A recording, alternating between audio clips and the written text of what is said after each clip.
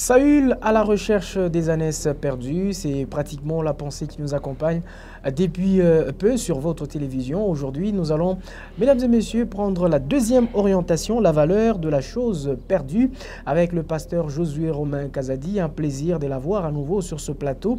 Et nous signifions qu'il est visionnaire des églises évangéliques La Conquête, père de plusieurs, dont nous faisons partie de ce fils, dans la foi de ce fils spirituel.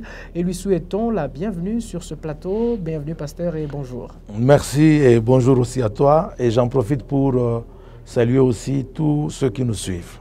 Alors, avec vous, nous avons commencé cette grande pensée, Saül à la recherche des ânesses perdues. Il a été question la fois dernière de parler d'abord de la perte et aujourd'hui, nous allons parler de la valeur de la chose perdue. Il y en a un qui était absent à notre, bien entendu, entretien de la fois dernière, à ce message que vous avez donné. J'aimerais qu'on revienne succinctement sur justement la perte avant de toucher la valeur de la chose perdue. Ok. En guise de rappel, j'aimerais simplement dire que la fois dernière, nous avions parlé de la perte.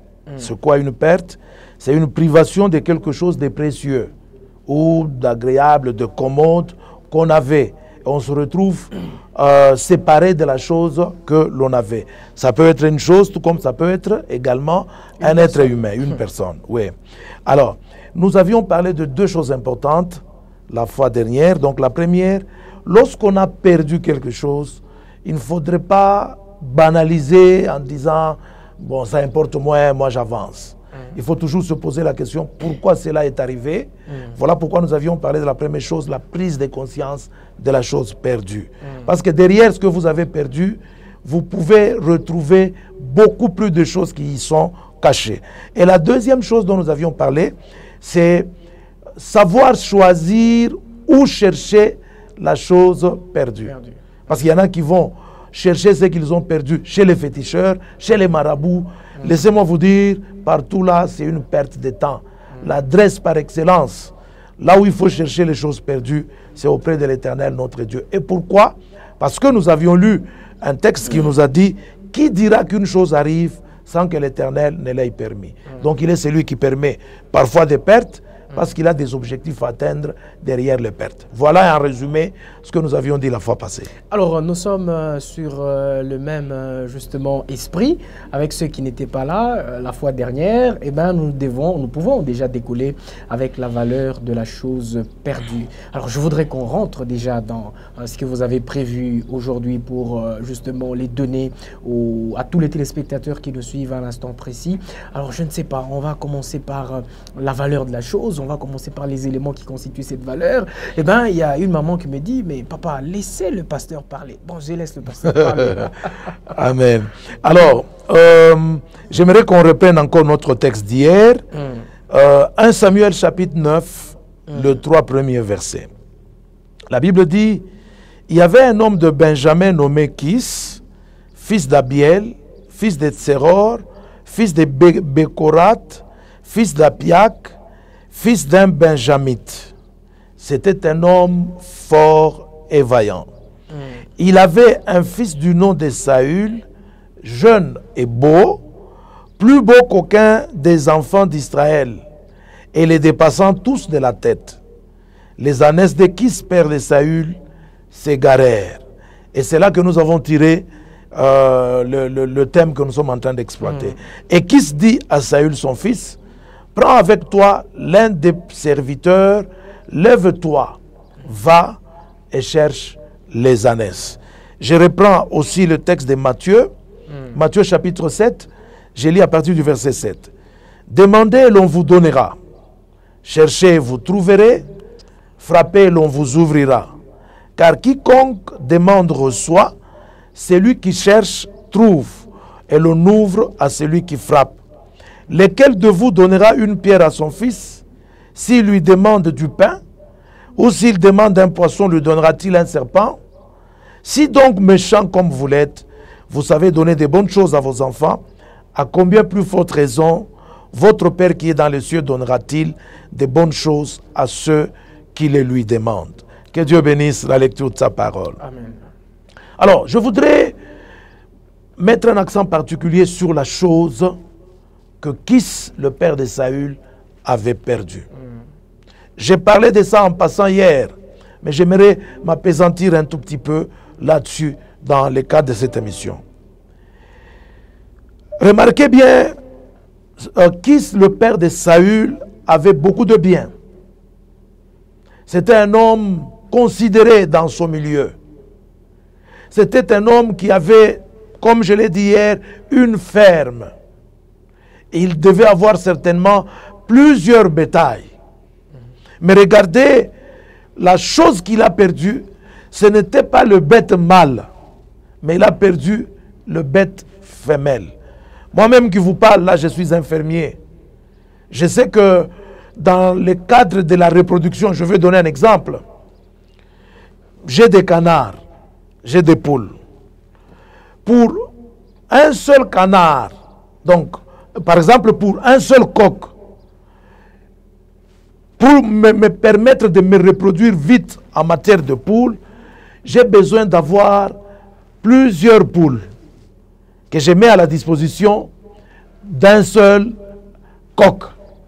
Donc le seul coq peut aller avec toutes ces poules-là et permettre à ce que la reproduction se fasse vite et que le développement se fasse à une vitesse vertigineuse. C'était pratiquement ce qui s'était passé avec cet homme de Kis. Regardez ce qu'il a perdu. C'était une chose de grande valeur. Peut-être pour vous faire rire, en ce qui concerne ma ferme, mes travailleurs m'ont dit, mais chef, vous, patron, vous ne trouvez pas que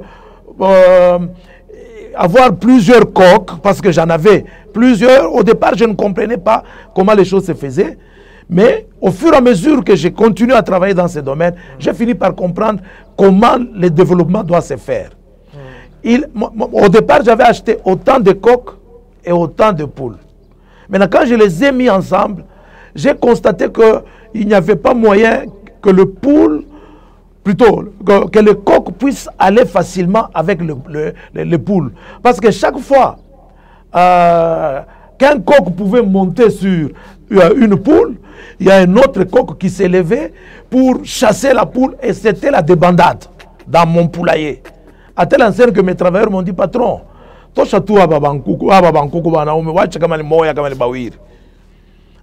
comme pour dire, quand on a besoin de se développer vite dans ce monde-là, par exemple, vous avez plus de bêtes femelles que de bêtes mâles. Alors, maintenant, regardez ce qui est arrivé à cet homme de Kis. La chose qu'il a perdue, ce n'était pas n'importe quoi, mais c'était ce qui devait l'amener à une prospérité vertigineuse, à une élévation grande, et particulièrement ce qui faisait sa vaillance et sa force, à savoir les ânesses. Les ânesses. Bien-aimés dans le Seigneur, dans la plupart des cas, les choses que nous perdons ont toujours été des choses précieuses. Même quand, par exemple, nous recevons des visiteurs nocturnes, donc les voleurs, vous conviendrez avec moi, ils ne prennent pas du n'importe quoi. Ils choisissent toujours ce qui est précieux. Ce qui est précieux. Donc c'est ce qui est arrivé à Kis. Il a perdu les ânesses qui faisaient sa force et qui faisaient sa vaillance. Ce que j'aime dans le chef de cet homme, c'est qu'il ne s'est pas limité à accepter. Donc il n'a pas accepté simplement en se disant, bon, j'ai perdu, ça s'arrête là. Non.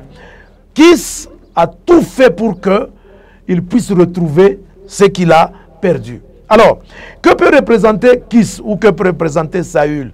Saül est représenté ici, ou Kis, par chacun de nous. Et les ânesses perdues représentent tout ce que chacun de nous a perdu.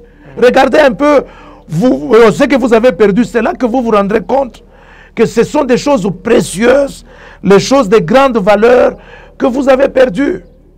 Que ce soit ce que Dieu permet ou ce qui vient directement du diable, souvent c'est toujours des choses précieuses. Quand le diable vient, parce que la Bible l'appelle voleur, il vient parfois pour voler, égorger et détruire. Il ne vient pas voler du n'importe quoi. Il vient voler seulement les choses qui sont précieuses. Et quand Dieu permet, Dieu ne peut pas permettre aussi que nous puissions perdre des choses de moindre valeur. Parce que si ce sont des choses de moindre valeur, nous risquerons de croiser les bras et de négliger.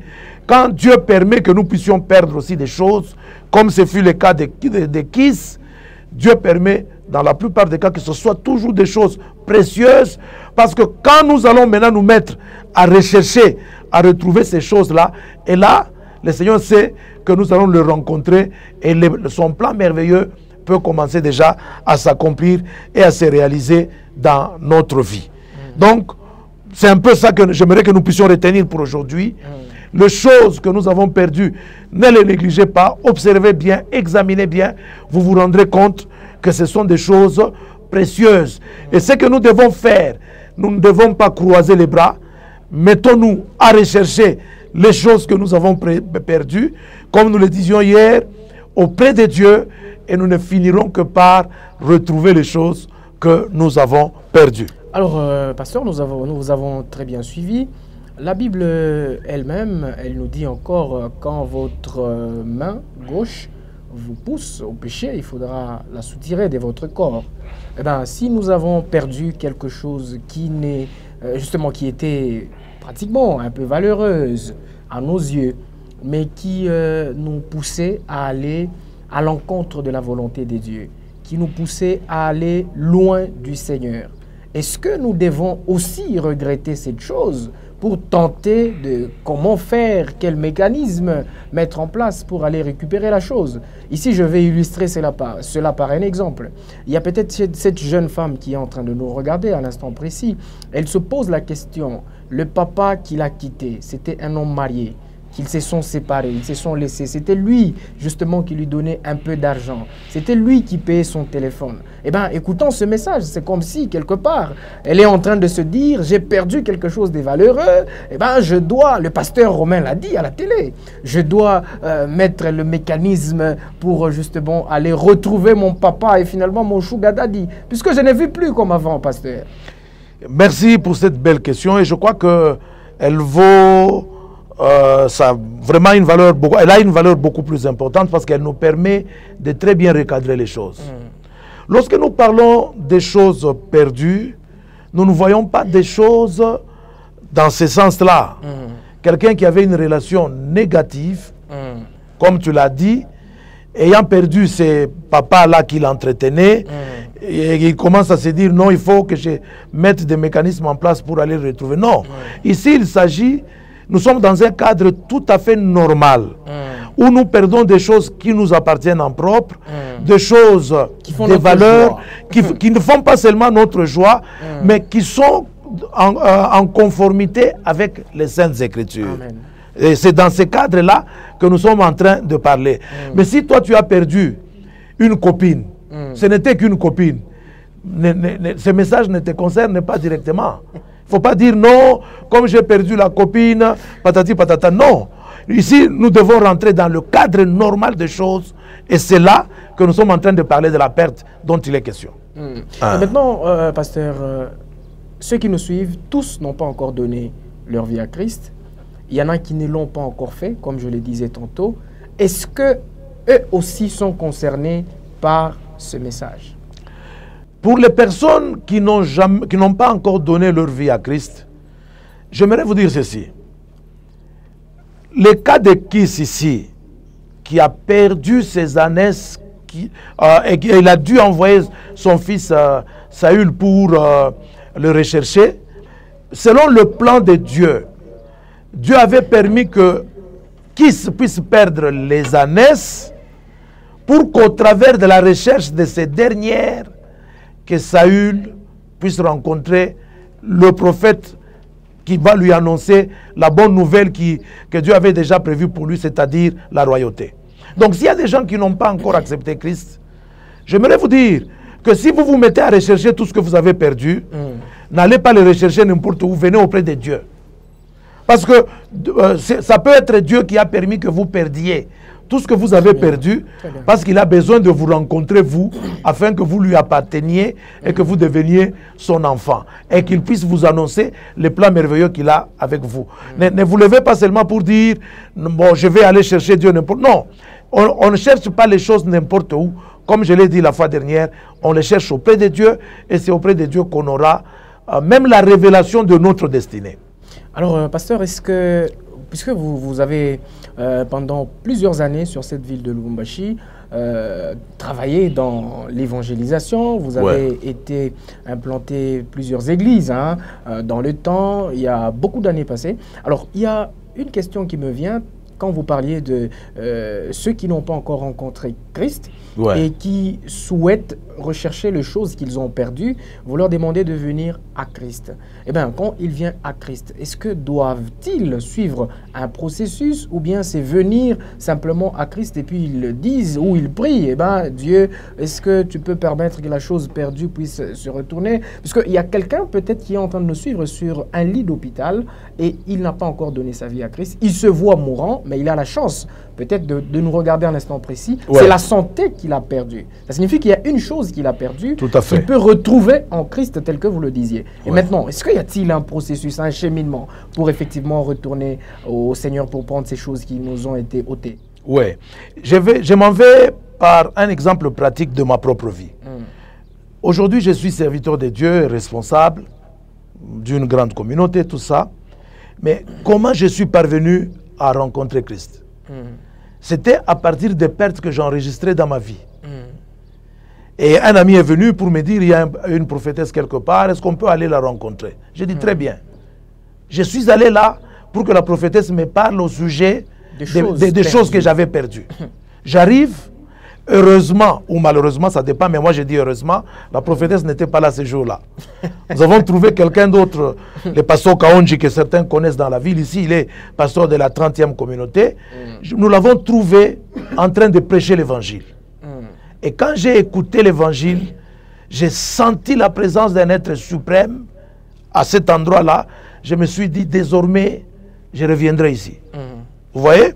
Donc, je suis allé à la recherche d'une chose perdue. Mais quand je suis arrivé, je m'étais rendu compte qu'il y avait plus que ce que je cherchais, c'est-à-dire la vie éternelle. Amen. Et c'est pour cela que j'ai mis de côté les choses que je cherchais et j'ai commencé d'abord à travailler pour la vie éternelle. C'est pour cela que la Bible dit, cherchez premièrement le royaume des cieux. Donc, et les autres choses vous seront données après. Donc, tous ceux qui me suivent pendant ce temps, c'est vrai que vous avez perdu des choses. Vous avez perdu la santé, vous avez perdu ceci ou cela. Il y a possibilité de retrouver tout ce que vous avez perdu en Christ. Amen. Mais quand vous venez auprès de lui, donnez d'abord priorité à ce qui est éternel. Commencez d'abord par rechercher la vie éternelle, que votre nom soit inscrit dans les livres de vie. Ainsi, les autres choses vous seront données par surcroît. Amen. Alors, nous avons été très édifiés. C'est pratiquement la fin de ce deuxième numéro. Pasteur, vous disons encore une fois merci. Avant de nous séparer d'avec vous, j'aimerais que vous puissiez, en quelques secondes seulement, donner la conclusion quant à ce qui concerne justement la valeur de la chose perdue ou des choses perdues.